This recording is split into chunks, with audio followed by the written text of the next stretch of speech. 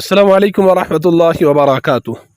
बुज़ुर्गान महतरम, सामईन किराम, स्क्रीन पर आप जिस नौजवान आलिम दीन की फ़ोटो को देख रहे हैं, इनसे मुताल्लिक़ मैंने अपने इसी चैनल पर एक वीडियो अपलोड किया था और आप लोगों से वादा किया था कि आखिर शर पसंदों ने किस जुर्म की बुनियाद पर मौलाना को इतनी बेदर्दी के साथ शहीद कर दिया।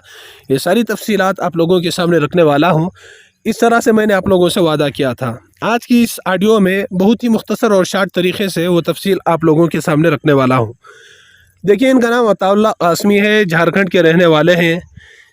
इनके बारे में ये बतलाया जा रहा है कि मौलाना झाड़ फूंक का काम भी किया करते थे, जिसको हम अमलियात के नाम से जानते हैं, यानी जिन पर जिन्नात के, जादू के, नजरबत के असरात होते हैं। कुरान और हदीस की रोशनी में उसका जो तोड़ किया जाता है उसको कहते हैं झाड़ फूंक करना। तो मौलाना झाड़ फूंक भी कर लिया करते थे। जब वो अपने ससुराल के यहाँ आते, अपने सास के घर आते, तो वहाँ के गैर मुस्लिम भाई भी अपने घरों में बुलाकर मौलाना से झाड़ फूंक का काम लिया करते थे। एक फ़िरक़ा परस्त तंजीम है, उस तंजीम का नाम लेना मुनासिब नहीं समझता। उस तंजीम के एक एक्टिव मेंबर ने उसके मौलाना से दोस्ताना ताल्लुक़ात थे। मौलाना से रब्ता किया और कहा कि मेरी बहन की तबीयत ख़राब है, काफ़ी परेशान है इस रात की वजह से, आप आए और मेरी बहन का इलाज कराएं। इससे पहले भी मौलाना से वो झाड़ फूंक का काम लिया करता था। बहरहाल इलाज के गर्ज से ये अपने ससुराल से निकले, इसके घर पहुँचे और मौलाना का जो तरीक़ा इलाज है उस तरीक़े से उसकी बहन का इलाज किया। वक्त काफ़ी हो चुका था। उसके बाद मौलाना जब निकलने के लिए उसके घर से निकले तो इसने कहा कि रात का वक्त शुरू हो चुका है, आप अकेले हैं, फिर उस गांव को भी जाना है, तो मैं आपके साथ आ जाता हूं। इस तरह हमदर्दी दिखाकर मौलाना ही की सवारी में, मौलाना ही की गाड़ी में पीछे बैठ लिया। अब मौलाना चलने लगे। सामने चलकर जिस रास्ते से इसके घर आए थे उसी रास्ते की तरफ मुड़ने लगे।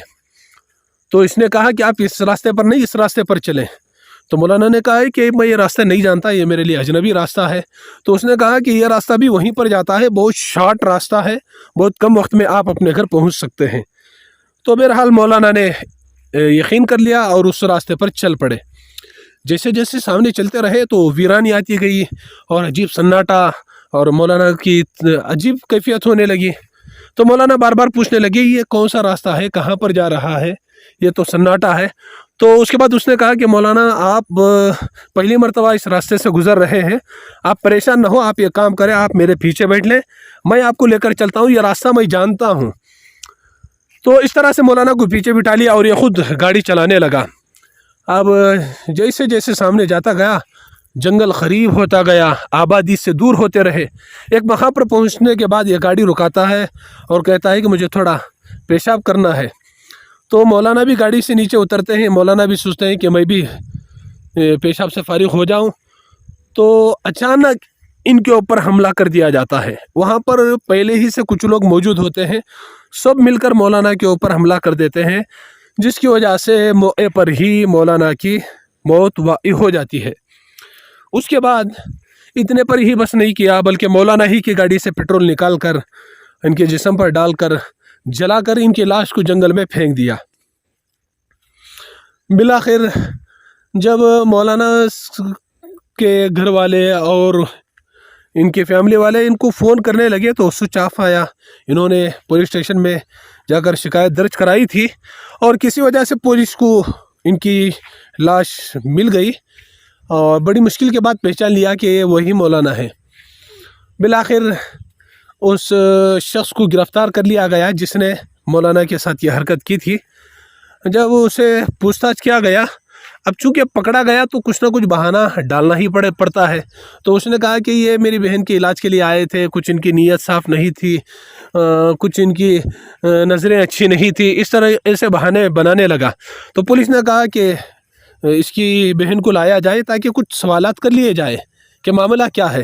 तो कुछ ऐसे बहाने बनाए जिसकी वजह से पुलिस के सामने अपनी बहन को लाना ही इसने गवारा नहीं किया और कहा कि इसको मैंने ही कत्ल किया, जानबूझ के कत्ल किया, चूँकि इसकी नीयत सही नहीं थी और मेरा अकेला ही का हाथ है और मेरे साथ इनके कत्ल में कोई और शरीक नहीं था। मेरे देखिए सामईन, ये समझ में आने वाली बात नहीं है। देखिए, मौलाना भी थोड़े हट्टे कट्टे नज़र आ रहे हैं।